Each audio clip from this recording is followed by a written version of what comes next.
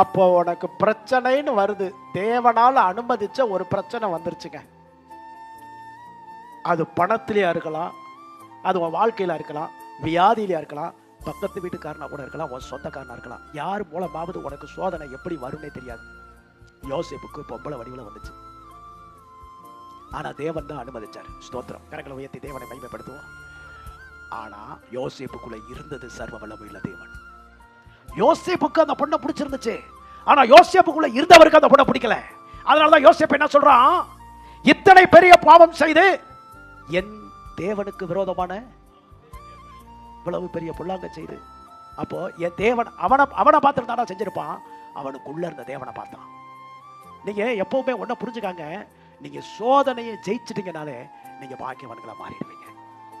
அது எதுவா இருந்தாலும் சரி. சிலருக்கு வியாதி, சிலருக்கு சில பிரச்சனை, சிலருக்கு மனுஷர்களால் சில நிந்தைகள், அவமானம், ஒரு கிரிட்டிக்கல் சிச்சுவேஷனே இருந்துகிட்டு இருக்கும். ஏன் எனக்கு இந்த நிலைமை? நம்ம நினைப்போம், ஒரு தீமையும் செய்யலையே, எதுக்காக இப்படி வந்துகிட்டே இருக்கு, என்னையவே தொடர்ந்து வருது. உன்னை தேவன் பார்த்துக்கிட்டே இருக்கிறார், உன் சூழ்நிலையை பார்த்துக்கிட்டே இருக்கிறார். ஆண்டவர் என்ன செய்வா தெரியுமா? நீ சோதனையை ஜெயித்த பிற்பாடு, நீ கர்த்தரிடத்தில் உத்தமன் என்று விளங்கின பிற்பாடு, இந்த பூமியிலேயோ உனக்கு மகிமையினாலும் கடத்தினாலும் முடி சீட்டுவார், பரலோகத்திலோ ஜீவ கிரீடத்தை உன் தலையில. நம்ம ஜெயிக்கணும். ஜெயிக்கிறதுக்காகத்தான் தேவன் அழைத்திருக்கிறார்.